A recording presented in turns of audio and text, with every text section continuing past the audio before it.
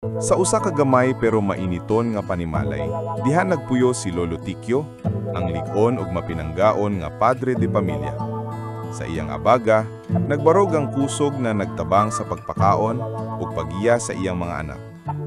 Duol sa iyang kiliran, dili gyud mabulag si Lola Coring, ang ilaw ng tahanan, na sa iyang kamot ug kasing-kasing napuno ang balay ug kainit ug gugma. Ang ilang pamilya mao ang ilang tinuod nga bahandi. Ang kinamagulangan na si Angelina mao ang kasaligan ug modelo sa mga manghod. Si Neri, ang ikaduhang anak, puno sa kalumo ug tabangonon. Si Alejandrina, ang ikatulo, may kusog nga espiritu ug maalamon. Si Lucia, ang ikaupat, malipayong presensya nga naghatag kinabuhi sa panimalay.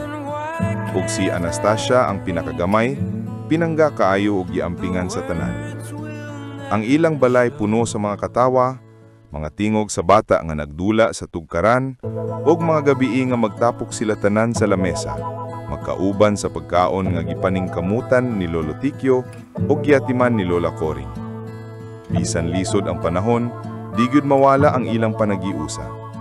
Ang mga anak na tudluan sa kamot ug kasing-kasing nga walay kapuyo sa ilang mga ginikanan. Pagpaningkamot, respeto, o gugma. Karong panahon na, kung tan-aw ng ilang litrato, makita gyud ang mga pahiyom nga nagsulti sa usa ka istorya nga mas halapad pa sa papel. Istorya sa sakripisyo, gugma nga walay sukod, o panimalay na bisan asa pa moabot ang mga anak, mao gyud ang ilang kanunay na puluyanan sa kasing-kasing.